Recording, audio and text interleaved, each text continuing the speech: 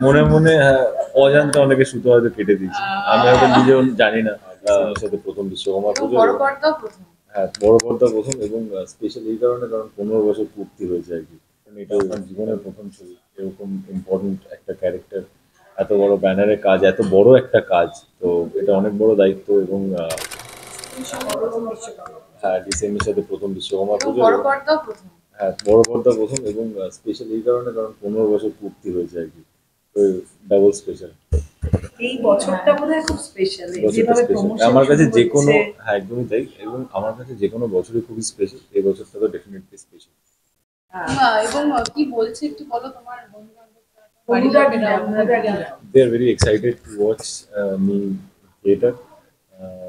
তো সবাই অপেক্ষায় আছে ২৫শে ডিসেম্বর এই উইন্টারে গিয়ে লৌহ গৌরাঙ্গের নামে দেখবে আরকি।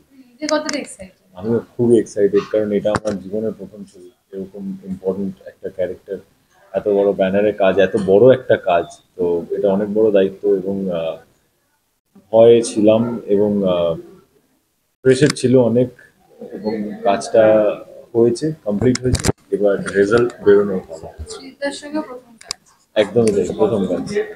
ঘুড়ি ওড়ানো হতো দেখবো, এখন তো এখন আকাশে ঘুড়ি দেখা যায় না। এখন আকাশে দেখা যায় না, বাট জায়গা বিশেষ দেখা যায়। সব জায়গায় হয়তো দেখা যায় না।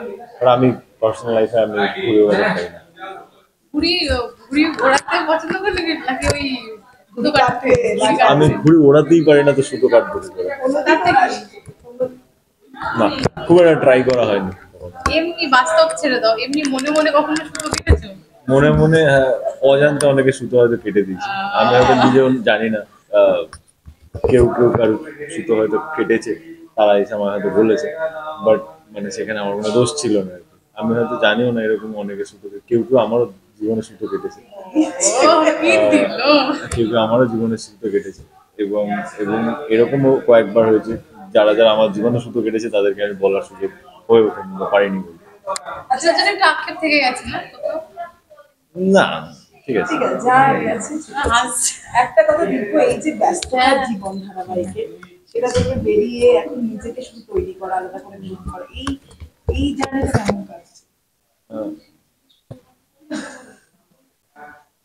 চেষ্টা চলছে, দেখা যাক। আমি যা হবে ভালোর জন্য হবে।